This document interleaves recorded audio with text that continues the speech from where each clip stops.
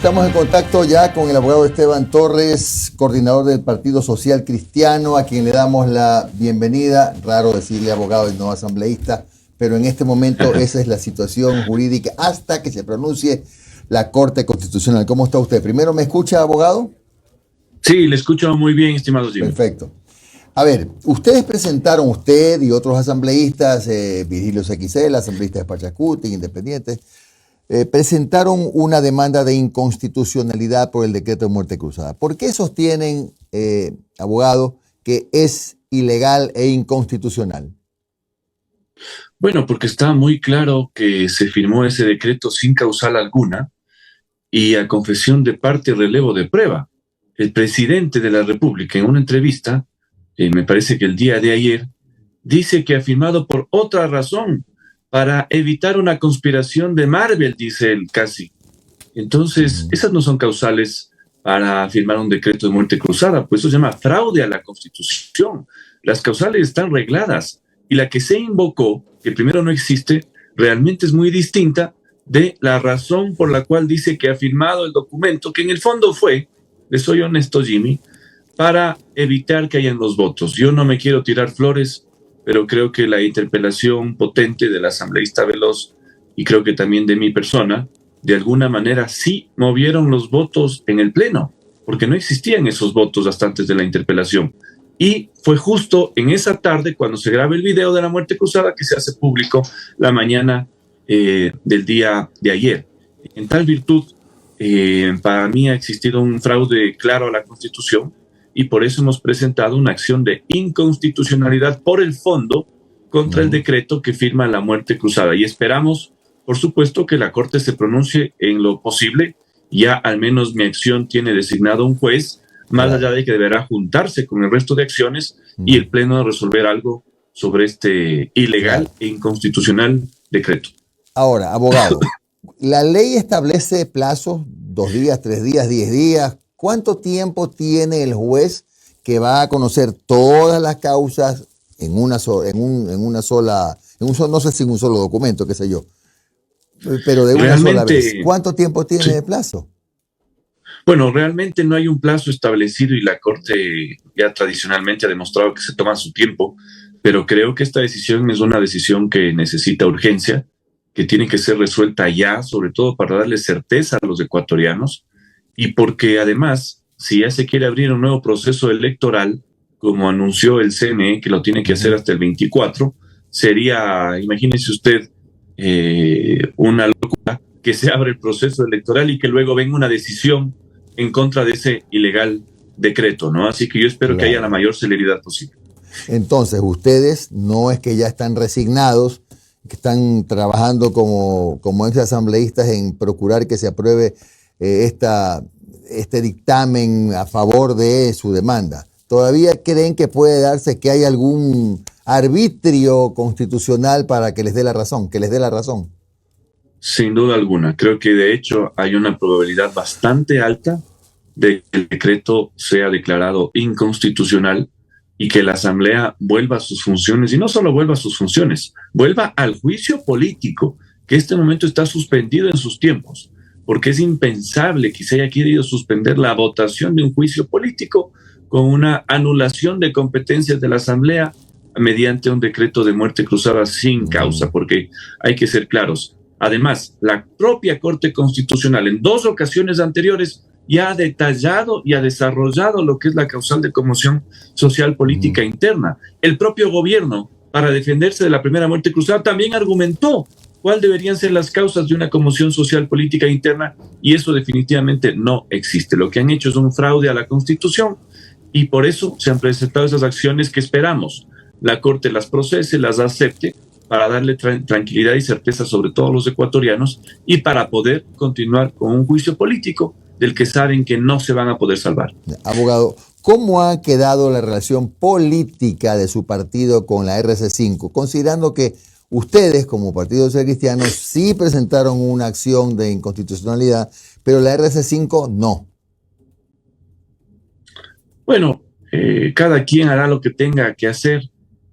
Nosotros al menos y con el resto de legisladores vamos a defender la institucionalidad de la Asamblea y si regresamos o si regresa a la Asamblea, será por mérito de estos asambleístas, no de quienes no han presentado absolutamente nada. Abogado, ¿cómo está? Saludos, buen día. Gracias por su tiempo. ¿Cómo tiempo. le va, Omar? Abogado, a ver, ya un poquito más relajado, hablemos en confianza. ¿Qué pasó noche ya estoy sin corbata, para que vea, sin corbata. Para que vea, y eso que ya se había rasurado con tiempo. Ahora, abogado, mire, sí. ¿Qué pasó la noche del día martes y en la madrugada del día miércoles? Algo tuvo que haber pasado. Mire, yo le soy sincero, yo juraba que él terminaba su exposición el día martes y por ahí mismo en la cara les firmaba el decreto. Pero se fue muy sonriente con su pasillo de honor, pues, ¿no? Que le hicieron ahí los asambleístas. Se fue muy tranquilo. Y yo suponía que él estaba muy confiado de los números que le estaban diciendo sus negociadores. ¿Qué pasó en esa noche? ¿Qué cree? Porque la cadena se graba a las 2 de la mañana. Él estaba vestido con el mismo terno con el que había asistido a su interpelación. ¿Qué pasó? ¿Qué presiente que pasó?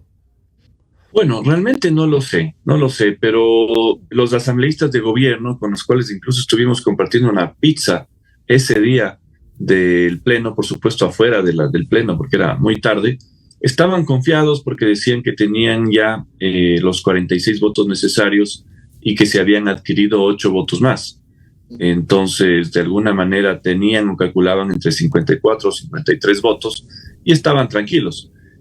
A mí me pareció que, no sé, quizás todo cambió el día del juicio con las interpelaciones, no lo sé, con el debate interno, pero lo cierto es que ya habían cosas raras desde el principio. Vea usted que al vicepresidente de la República le llevan de la mano casi hasta la puerta del Palacio Legislativo y luego le esconden en la sala VIP. No le dejan entrar al pleno, no le permiten que se siente en la mesa principal junto al presidente de la Asamblea, como sin duda era lo que correspondía. Y no solo eso, sino que luego le sacan de esa cadena nacional y él no está en esa cadena nacional. Entonces hay cosas raras aquí. Yo no quisiera pensar que fue una presión militar el hecho de firmar la muerte cruzada, porque creo que le pueden estar llevando al abismo al país, y por eso es que nosotros de forma institucional hemos resuelto presentar estos recursos que esperamos tengan la respuesta necesaria para que se demuestre la ilegalidad y la inconstitucionalidad de un decreto realmente sin fundamento. Según la normativa, al haberse presentado varios, se unifican y el que los va a terminar analizando es el doctor Herrería, ¿verdad? No sabría decirle. Como, por ejemplo, yo presenté uno y fue sorteado al juez de Escudero, otro presentó la asambleísta Mireya Pazmiño y fue sorteado al juez de Herrería. Creo que lo lógico es que se junten todas y se designe un ponente para todas las acciones acumuladas. Claro. ¿Tiene esperanza realmente, abogado? Conociendo